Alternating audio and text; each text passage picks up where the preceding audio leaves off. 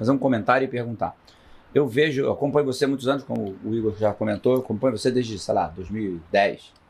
E eu sei que você tem uma planilha de acompanhamento. Todos os trades que vocês fazem lá no Swing Trade, que você tem do Estúdio Domingo, vocês têm uma planilha e acompanha todos esses trades. E uma coisa que muitas vezes quando eu falo de imposto de renda, que eu vou lá falar, pô, você tem que calcular o imposto do gasto, mas como é que eu vou saber o preço que eu paguei se você não tem uma planilha de controle? Eu vou ter que pedir o extrato. E tem gente que não controla nada.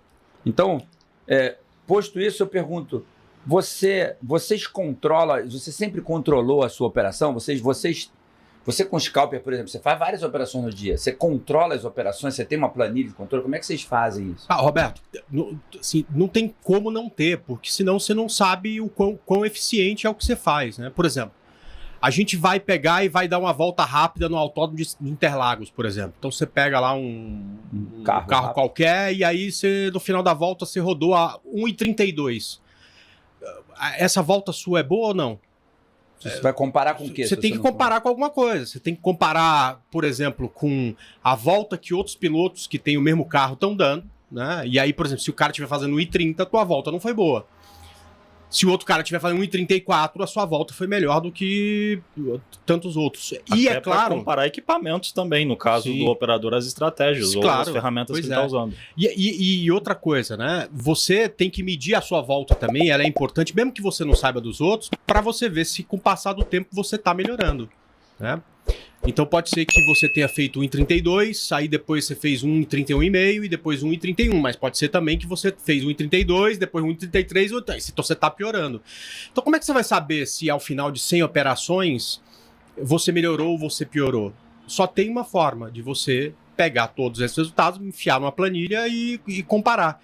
Comparar com o que você tem num fundo de investimento, comparar com o que aconteceu com o Ibovespa, né? Comparar com movimentos anteriores parecidos com o movimento que aconteceu agora, se você melhorou o teu desempenho ou piorou, né? Por exemplo, eu sei que o mercado, do dia que ele fez topo histórico até o dia que a gente está gravando, ele caiu 21%, né? No fundo, o objetivo de longo prazo é bater o Ibovespa, né? Esse é o objetivo para quem é operações. Para quem é operações, né?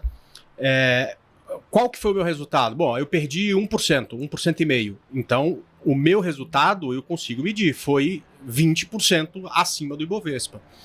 Se eu conseguir, caso o Ibovespa suba 30 nos próximos meses, ganhar os mesmos 30, o Ibovespa vai voltar para o topo histórico e eu vou ficar 20%, 18% acima do meu topo histórico. Então, eu só consigo medir isso e saber que, porra, você poderia ter ido melhor, lógico, a gente sempre quer ir melhor. Mas eu só consigo entender que, porra, eu fui muito bem porque a gente faz as contas e chega a essas conclusões. Né? Então, é essencial, não tem como você... Depois de um tempo, né? Claro que quem faz operações mais curtas, o Igor pode falar melhor, o Ali Akin também, talvez fica mais automatizado, mas depois de um tempo, o cara que está começando, ele tem que ter o controle. Tem que ter o controle. Ó, que engraçado, né? O André falou operações mais curtas, mas assim, é que muda um pouco, né? Por exemplo, o cara que faz day trade em vários papéis, ele tem que planilhar tudo, valores, etc., por uma questão até de obrigação em termos de impostos. Né? Se o cara opera um único ativo, fica mais fácil ele ter esse controle, né? E aí, de repente, o controle de ganhar ou perder é apenas saldo financeiro no final do dia. Isso. Tem gente que fala assim, eu sei que eu ganhei porque o meu saldo aumentou. Mas aí, se você está posicionado... Mas o controle não serve só para isso. Fica difícil você saber. Como é que eu vou saber como corrigir alguma coisa? Se, por exemplo, eu tenho uma planilha que ela não existe... Se você deu sorte numa operação ou não, né? Sim. Mas vamos supor, essa planilha não existe. Mas se eu tivesse planilhado ela, eu tenho uma percepção assim que todos os dias, quando eu opero depois do Dow Jones, eu ganho dinheiro. Quando eu opero antes, eu perco. Porque você tem um controle. Cara, Se eu não tiver um determinado controle, eu não consigo nem apontar para corrigir. Que aí seria falar, cara, eu não vou operar mais antes da abertura do Dow, por exemplo. Só esclarecer, porque eu acho que nem todo mundo entende... Antes da abertura do mercado americano, você está falando? Sim. Quer dizer, você só acha que é mais fácil ganhar dinheiro depois do mercado americano abrir. Não, poderia acontecer. E vai ter gente que vai ser antes do mercado americano abrir, ele ganha dinheiro. Quando depois ele perde. Então, assim, como medidor... Eu vou te dar um exemplo, cara, do que aconteceu comigo. Eu era muito bom no início do dia. E aí, cara, chegar no final do dia, eu tinha que correr atrás para ter lucro. anotando tudo que eu fazia, o que eu percebi?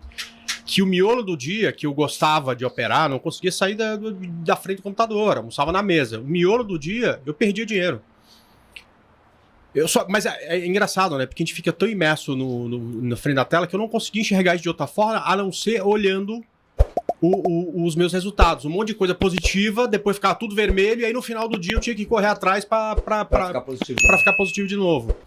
E aí o mapa de calor mostrava, cara, você é ruim aqui e você é bom aqui. Para de operar pelo amor de Deus, horário. para de operar nesse horário que você só perde dinheiro. Eu lembro de você falando numa aula presencial, que eu fui contigo, acho que foi nesse hotel aqui em São Paulo, que você falou que nesse horário do dia você fechava o computador e ia jogar videogame. Sim. Porque você não conseguia ficar longe da tela. Então para você ocupar a cabeça com alguma coisa, porque se você fechar o computador, o mercado rodando, né? E você é trader, aí alguém te manda uma mensagem, você viu? Você vai querer ligar o computador. Não, você desliga o telefone e vai jogar videogame. A gente tem um exemplo de um aluno chamado Gladson. Acho que todos vocês conhecem ele. Chama Gladson Suave. Em determinado momento, ele falou assim, cara, eu ganho a maior parte dos dias. Só que ele planilhava. E aí, o que acontecia? Ele via que, assim, nos dias que ele perdia muito mais do que ele mesmo propunha.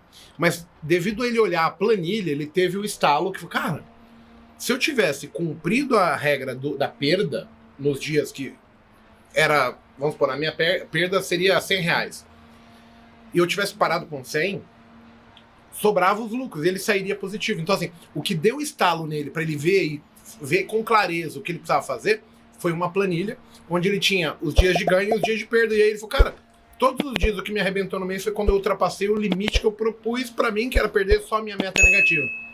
Então, assim, ele só conseguiu ver isso porque tinha um controle. Sim. Não é meta negativa, é limite de perda. Isso. Meta negativa. Ninguém acorda e fala, hoje a minha meta é perder R$1.000, entendeu? É limite de perda, cara. Meta é pra cima. E eu acho que é um assunto discutível. Porque eu não sei se meta é uma coisa tão boa quanto meta de ganho. Ter meta de ganho. É uma coisa tão boa. Isso é uma coisa que Mas enfim, eu vou dar depois minha opinião. Eu acho interessante essa posição dele. Perspectiva, gente. Eu tenho uma meta de só perder isso. Se eu perder mais, eu não cumpri você não tem a meta. Você tem um limite de perda. Tudo bem. Aí é um problema de português, né? De interpretação de palavras.